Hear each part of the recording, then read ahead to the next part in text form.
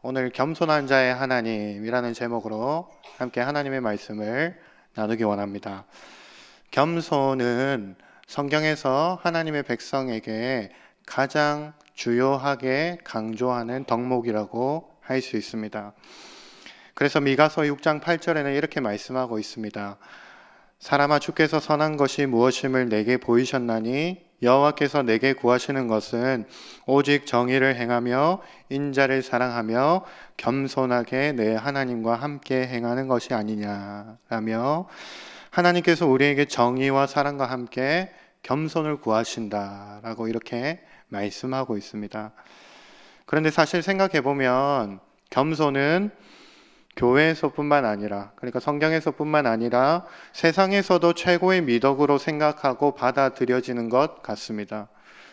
특별히 유교 문화에 많은 영향을 받은 우리나라 사람들은 겸손을 더 강조하죠. 벼는 익을수록 고개를 숙인다. 벼슬은 높이고 뜻은 낮추어라와 같은 속담들을 만들어서 어릴 때부터 겸손을 강조하고 교육하는 것이 우리나라의 문화라고 할 수 있습니다. 그런데 어느 순간부터인가 겸손은 더 이상 최고의 미덕, 즉 아름다운 덕목이 아니라 자신감이 더 중요하다. 자신감이 인생의 더 중요한 덕목이라고 여겨지기 시작했습니다. 결과와 성공을 지향하는 현대사회에서 겸손은 오히려 무능함의 증거가 되고 자신의 능력을 자신 있게 보여줄 수 있는 자기 과시의 시대가 되어버린 것이죠. 예를 들면 이런 것입니다. 팔이 부러져서 찾아간 외과 의사가 우리에게 이렇게 말합니다. 저는 최고의 의사는 아니지만 최선을 다하겠다라는 말은 예전 세대나 통하는 겸손이었지, 지금은 최선을 다할 뿐만 아니라 최고로 모시겠습니다라는 자신감이 더 요구되는 시대라는 것입니다. 그런데 그렇게 성공과 결과만을 생각하며 자신감 넘치는 사람들로만 구성된 사회가 어떻게 되었습니까? 얼마 가지 못했습니다. 지도자들의 부패와 기업 CEO들의 갑질에 사람들은 경악하기 시작했고, 무언가 잘못되었음을 느끼고 다시 겸손이 인생의 가장 중요한 덕목이라고 생각되어지기 시작했습니다. 그래서 많이 가진 사람들이 더 겸손해야 하고 높은 자리에 올라간 사람들이 더 겸손해져야 한다는 것이, 그래야 사회가 더 건강할 수 있다고 하는 생각이 다시 일어나기 시작한 것입니다. 오늘 우리가 생각해 보려고 하는 다윗은 이스라엘 역사에서 가장 위대한 왕의 자리에 앉아서 이 겸손을 가장 아름답게 보여주고 있는 인물이라고 할 수 있습니다. 오늘 우리가 읽은 본문, 그러니까 다윗의 승전가에 보면 세상의 왕들처럼 자신이 세운 업적을 내세우는 것이 아니라 겸손을 내세우고 겸손을 중심으로 쓰여진 승전가라는 것을 우리는 금방 알게 됩니다. 사실 겸손이라는 주제는 이 다윗의 승전가가 기록된 사무엘하 22장에 기록되어 있을 뿐만 아니라 사무엘서 전체에 흐르는 중심 주제라고 할 수 있습니다. 다윗 왕가의 역사를 기록하고 있는 사무엘서와 열왕기서의 서론에 해당하는 사무엘상 2장에 보면 한나의 노래가 나오지요. 그 한나의 노래 내용의 중심 내용이 바로 하나님은 교만한 자를 낮추시고 겸손한 자를 높이신다는 내용입니다. 2장 7절에 이렇게 말씀하고 있습니다. 여호와는 가난하게도 하시고 부하게도 하시며 낮추기도 하시고 높이기도 하시는도다 라고 말씀하면서 이 사무엘서 전체를 열고 있습니다. 그러니까 이 한나의 개인적인 노래가 사무엘서와 열왕기서의 전체 서론이 되어서 하나님께서는 왕을 세우시되 교만한 자는 낮추시고 겸손한 자는 높이신다는 것입니다. 하나님 나라에서 왕의 리더십, 왕적 리더십은 이렇게 되어야 하는데, 그것이 바로 겸손한 자를 하나님께서 세우기 원하신다라는 것입니다. 그래서 오늘 사무엘하 22장 28절에 이렇게 고백하고 있습니다. 주께서 공고한 백성은 구원하시고 교만한 자를 살피사 낮추시리이다 라고 한나의 노래가 오늘 다윗의 노래로 이어지고 있음을 우리는 보고 있습니다. 성도 여러분, 우리는 믿음으로 아브라함과 다윗의 후손이 되어서 하나님의 왕 같은 제사장으로 부름받은 사람들입니다. 하나님은 우리에게 이 세상을 맡기시고 이 세상을 다스리라고 말씀하셨고 우리를 대리 통치자로 부르셨습니다. 우리가 이러한 왕 같은 제사장으로 부름받아서 하나님께서 우리에게 요구하시는 것이 있는데 그것이 무엇이냐면 바로 겸손입니다. 하나님께서 우리에게 요구하시는 이 겸손을 오늘 본문을 통해 다윗의 승전가를 통해 함께 생각해보고 그 겸손을 회복하는 이 시간이 되기를 간절히 소망합니다. 먼저 첫째로 본문에서 말씀하는 겸손은 하나님을 떠나지 않는 것입니다. 오늘 본문에서 21절부터 23절까지 우리 한 번 더 같이 읽어보면 좋겠습니다. 함께 읽어보겠습니다. 여호와께서 내 공의를 따라 상 주시며 내 손의 깨끗함을 따라 갚으셨으니 이는 내가 여호와의 도를 지키고 악을 행함으로 내 하나님을 떠나지 아니하였으며 그의 모든 법도를 내 앞에 두고 그의 규례를 버리지 아니하였음이로다. 언뜻 보면 다윗은 여기에서 전혀 겸손해 보이지 않는 사람처럼 보입니다. 내가 공의롭고 깨끗하게 행했기 때문에 그에 맞는 당연한 상을 내가 받은 것이다 라고 그렇게 21절에 이야기하는 것처럼 보입니다. 이 구절만 보면 이렇게 오해할 수 있지만 그런데 다윗의 승전가 전체, 그러니까 1절부터 51절 전체 내용을 보면 다윗이 전혀 그런 의도로 이야기한 것이 아니라는 것을 우리는 금방 알게 됩니다. 오히려 다윗의 어떠함 때문이 아니라 하나님의 행하심 때문에 모든 구원이 자신의 능력으로 가지게 된 것이 아니라 주어진 것임을 고백하는 맥락 속에서 본다면 그렇게 해석되어질 여지는 없어 보입니다. 그렇다면 다윗은 무엇을 말하는 것입니까? 22절과 23절에 자신이 하나님을 떠나지 않았고 하나님의 말씀을 내 앞에 두고 말씀을 버리지 않았더니 하나님이 자신을 구원하시고 상을 주셨다는 것입니다. 다윗이 우리에게 보여주는 겸손함의 기준은 다른 것이 아니라 하나님을 떠나지 않고 말씀을 내 앞에 두는 것을 오늘 우리에게 보여주고 있는 말씀이죠. 다윗은 늘 선지자의 말씀에 순종했고 제사장을 통해 하나님의 뜻을 물으면서 살았습니다. 신명기 17장에 보면 왕에 대한 율법을 이렇게 기록하고 있습니다. 그가 왕위에 오르거든 이 율법서의 등사본을 레위 사람 제사장 앞에서 책에 기록하여 평생에 자기 앞에 두고 읽어 그의 하나님 여호와 경외하기를 배우며 이 율법의 모든 말과 이 규례를 지켜 행할 것이라.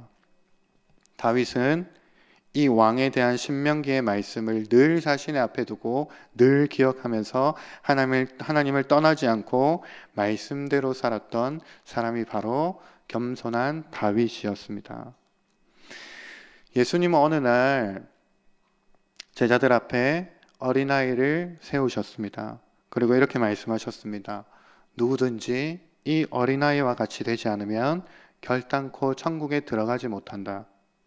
이 어린아이와 같이 자기를 낮추는 겸손한 사람이 진짜 천국에서 큰 자이다 라고 말씀해 주셨습니다.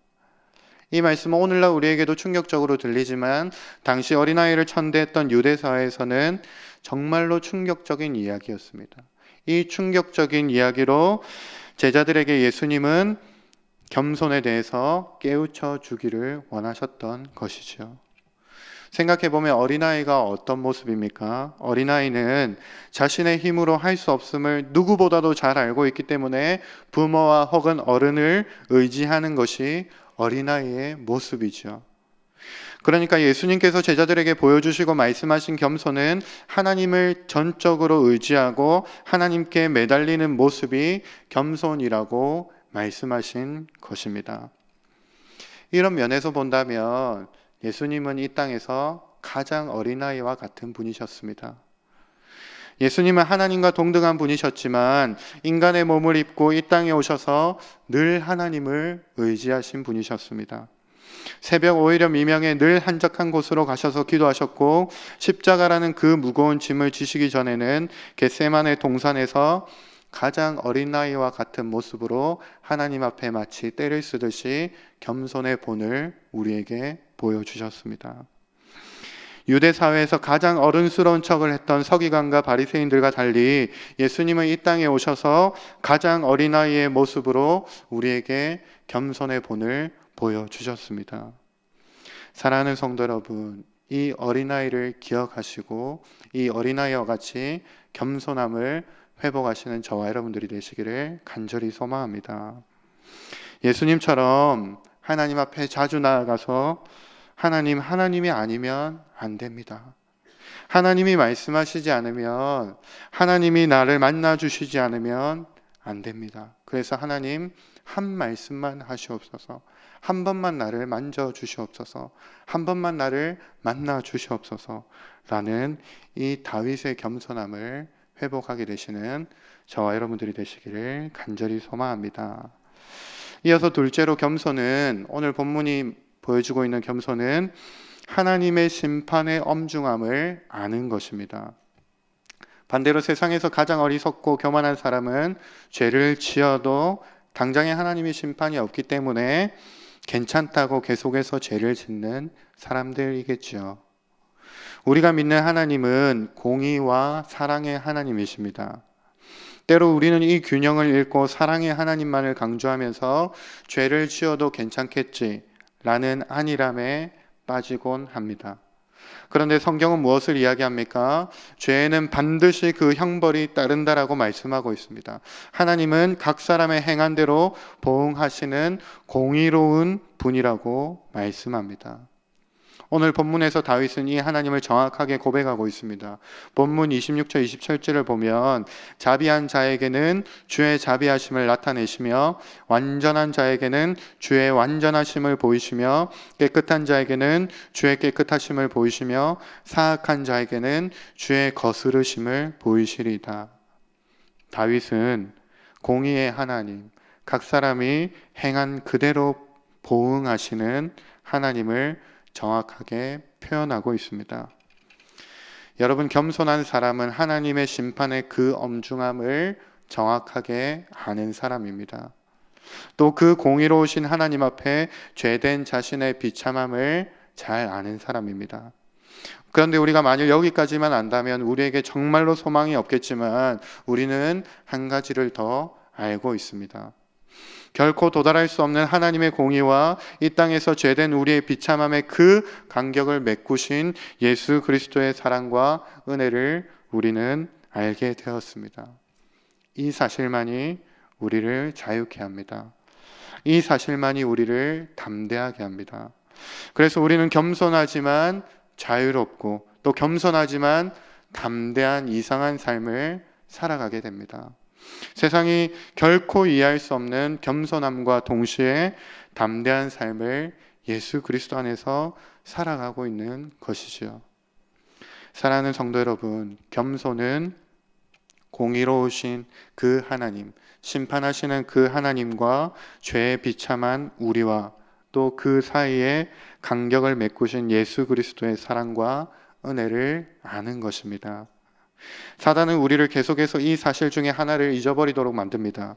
공의의 하나님을 잊게 만들어서 죄를 지어도 괜찮아 라고 이야기하고 또 예수님의 대속의 은혜를 잊게 만들어서 너는 비참한 존재야, 너는 이렇게 죄인이야, 너는 왕같은 제사장이라고 말하면서 그렇게 해서 뭐가 되겠어? 라고 우리를 한 가지를 잊게 만들고 우리를 유혹합니다. 그런데 다윗은 이 균형을 잃지 않았습니다.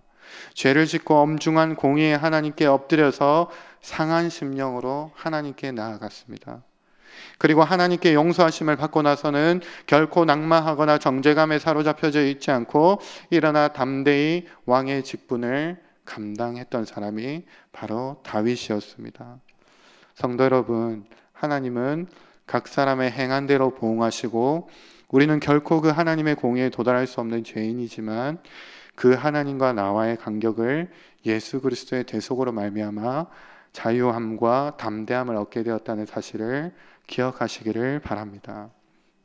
그래서 겸손하지만 자유롭고 겸손하지만 담대한, 세상이 결코 감당하지 못하는 이 왕같은 제사장의 삶을 겸손하게 살아가시는 저와 여러분들이 되시기를 간절히 소망합니다. 마지막으로 한 가지 더 보기 원합니다. 셋째로 오늘 본문에서 28절에 이렇게 말씀하고 있습니다. 주께서 공고한 백성은 구원하시고 교만한 자를 살피사 낮추시리이다.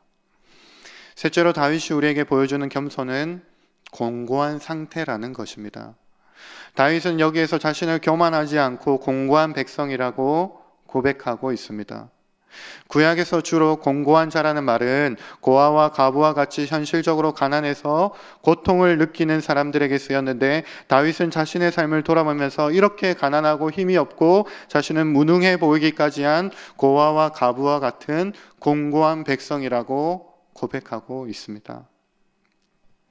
이스라엘 백성 중에서 고아와 과부는 늘 다른 사람의 일정한 도움을 받으면서 살아가야 하는 그런 사람들이었습니다. 특히 곡식을 추수하거나 열매를 수확하는 것에 대한 율법에 보면 항상 고아와 과부를 위해서 일정한 정도의 양을 남겨두라고 말씀하셨는데, 이것처럼 고아와 과부는 다른 사람들의 도움을 받아야지만 살아갈 수 있는 사람들, 다른 사람의 도움이 없이는 생계가 유지가 불가능한 사람들이 바로 고아와 과부였습니다. 다윗은 승전가의 한 중심에 자신을 이렇게 공고한 사람이라고 고백하고 있습니다. 다른 사람의 도움을 입지 않으면 생계가 불가능한 고아와 과부처럼 다른 사람의 도움을 일정하게 받아야 하는 공고한 사람이라고 겸손하게 고백하고 있습니다. 성도 여러분, 그런데 일반적인 사람들의 모습은 어떻습니까? 대부분의 사람들은 세상에서 남들에게 무시한다고 남에게 손 벌리지 않고 다른 사람에게 기죽지 않고 살고 싶어 합니다. 그래서 남들 사는 것만큼 살고 싶어 하는 것이 보편적인 사람들의 원함이라고 할 수 있습니다. 그런데 성도는 어떤 사람들입니까? 성도는 자신의 부족함과 연약함을 인정하고 공동체 안에서 다른 사람의 일정한 도움을 받을 줄 알고 또 궁극적으로 하나님의 도우심을 받을 줄 아는 사람들이 성도라고 할 수 있습니다. 이 세상을 살아갈 수 있는 힘이 자신 안에 있는 것이 아니라, 자신 내부에게 있는 것이 아니라 외부로부터 주어져야지만 살 수 있는 공고한 상태라는 것을 아는 것이 겸손한 성도의 삶이라고 할 수 있습니다. 하나님은 다윗이 이것을 알게 될 때까지 끊임없이 다윗을 연단하셨습니다. 다윗의 고백처럼 자신에게 사망의 물결이 에워싸고 또 불의의 창수가 자신을 두렵게 하고 또 수월의 줄이 자신을 두르고 사망의 올무가 이르는 것과 같은 그 상황들 속에서 외부의 도움 없이는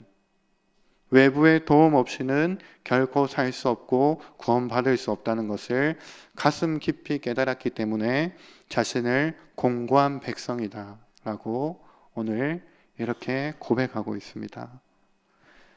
다윗은 시편 86편 1절에 이렇게 고백하고 있습니다. 여호와여, 나는 가난하고 궁핍하오니 주의 귀를 기울여 내게 응답하소서. 내가 바로 이렇게 가난하고 궁핍한 고아와 과부와 같은 공고한 사람이기 때문에 하나님이 나를 도와주셨다라고 오늘 고백하고 있습니다. 사랑하는 성도 여러분, 우리는 절대로 나 혼자 힘으로 이 세상을 살아갈 수 있는 사람들이 아닙니다. 하나님이 창조하신 인생의 원리는 절대로 그런 것이 아닙니다. 외부로부터 일정한 도움을 받아야지만 살 수 있기 때문에 우리는 늘 하나님의 도우심을 구하면서 살아야 하는 공고한 사람들이라는 것을 기억하시는 저와 여러분들이 되시기를 간절히 소망합니다. 그래서 다윗처럼 하나님이 나 도와주시지 않으면 안 돼요. 나는 공고한 백성이오니 나를 불쌍히 여겨주셔서 나를 구원해 주시지 않으면 나는 안 됩니다 라고 고백하게 되시는 저와 여러분들이 되시기를 간절히 소망합니다. 이제 말씀을 맺기 원합니다. 사실 우리에게 최고의 겸손의 본을 보이신 분이 계십니다. 그는 고운 모양도 없고 풍채도 없어 우리가 보기에 흠모할 만한 아름다운 것이 하나도 없었던 분이셨습니다. 그는 또 겸손하셔서 낙이 곧 멍에 매는 짐승의 새끼를 타고 예루살렘에 입성하신 겸손의 왕이셨습니다. 그리고 겸손의 왕이셨던 그분이 우리를 이렇게 초청하셨습니다. 수고하고 무거운 짐진 자들아 다 내게로 오라. 내가 너희를 쉬게 하리라. 나는 마음이 온유하고 겸손하니 나의 멍에를 메고 내게 배우라. 그리하면 너희 마음이 쉼을 얻으리니 이는 내 멍에는 쉽고 내 짐은 가벼움이라. 사랑하는 성도 여러분, 겸손의 왕이신 그분 앞에 나아가 하나님이 우리 인생에게 진정으로 보기 원하시는 그 겸손을 배우시는 저와 여러분들이 되시기를 간절히 소망합니다. 오늘 본문에서 다윗이 우리에게 보여주고 있는 하나님을 떠나지 않고 공고한 백성과 같은 그 겸손함을 회복하고 겸손의 왕이신 예수님을 닮아서 우리가 주님 만나게 될 때, 주님 나 이렇게 주님 닮다 왔어요. 주님 나 이렇게 겸손한 자로 주님께서 만들어 주셨죠. 나 이렇게 주님 닮고 왔어요 라고 고백하게 되는 저와 여러분들이 되시기를 간절히 소망합니다.